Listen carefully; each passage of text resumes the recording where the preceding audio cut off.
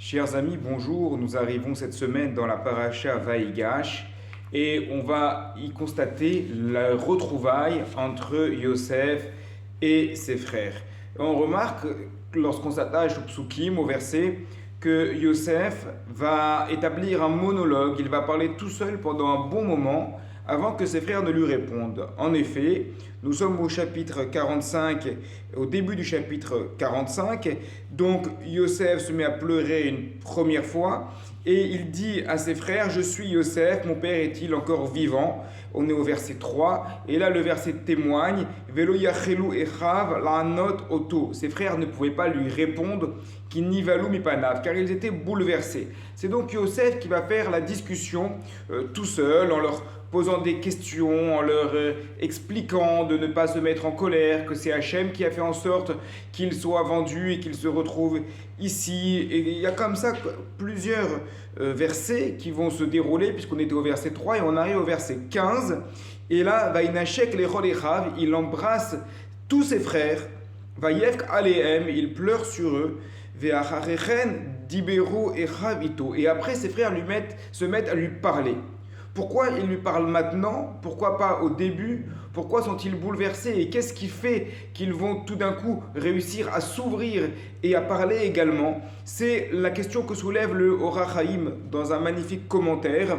Nous dit le Or HaChaim: une fois qu'ils l'ont vu pleurer et qu'ils ont vu qu'il venait vers eux pour les embrasser, à ce moment-là, ils ont vu que la relation pouvait être sincère. Car tout ce qui était dit auparavant n'était que des paroles. Et nous dit le Or HaChamim, les paroles ne peuvent pas prouver. Qu'est-ce qui prouve? C'est le geste. Qu'est-ce qui prouve? C'est l'action. Parce qu'on peut très bien parler, on peut très bien avoir un discours qui est réconfortant, mais qui finalement n'est là que pour arrondir les angles, car finalement il faut que ça se passe bien, le papa est là, le Yaakov, il faut montrer une bonne image avec les frères. Donc on dit: ne vous inquiétez pas, c'est Hachem qui a fait ça pour le bien, tout est pour le bien, mais derrière on garde de l'amertume dans son cœur.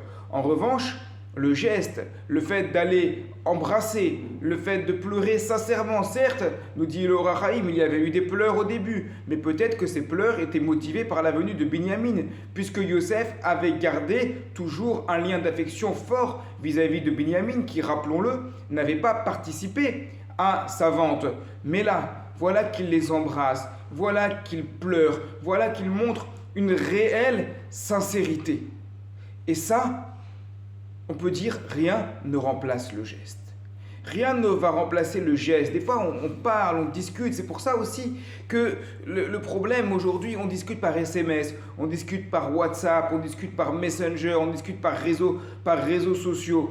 Et on ne voit pas vraiment quel est le visage de l'autre lorsqu'on lui parle. On ne voit pas comment il est, dans quel état d'esprit est-il. Parfois, on parle même ensemble de visu directement, mais on n'arrive pas bien à savoir, s'agit-il de paroles, quelle est l'expression du visage. Et il y a des personnes, alors c'est très méditerranéen de faire comme ça, il y a des personnes qui parlent en touchant. Alors évidemment, il faut faire ça entre hommes, ou alors entre femmes, mais pas entre hommes et femmes, c'est interdit. Mais c'est-à-dire que des fois, on va parler, et en parlant à la personne, on lui touche un peu l'épaule, on montre qu'il n'y a pas que de la parole, mais il y a du geste, il y a une affection qui est réelle. Et là, ça change tout. C'est ce qu'on voit avec les frères de Yosef. Tant que c'était que de la parole, tant que c'était du discours, finalement, c'est un discours politique. Alors, on connaît le discours politique, parce que Yosef, c'est quand même le premier ministre du Pharaon. Donc, il est habitué à avoir ce discours dans lequel on va dire beaucoup de belles choses, ce que les gens veulent entendre, mais qui, en réalité, ne va pas forcément se concrétiser dans les actions.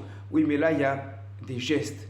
Là, on embrasse, on enlace, on montre qu'on est là et on sent réellement l'insincérité comme ça. Et c'est un grand issod, un grand principe dans notre vie de tous les jours. Oui, il y a la parole et il est important de parler. Parler, c'est toujours un niveau supérieur que d'écrire un SMS, un message. Évidemment, il faut parler directement. Mais au-delà de la parole, gardons cette idée en tête, rien ne remplace le geste. Shabbat Shalom à toutes et à tous.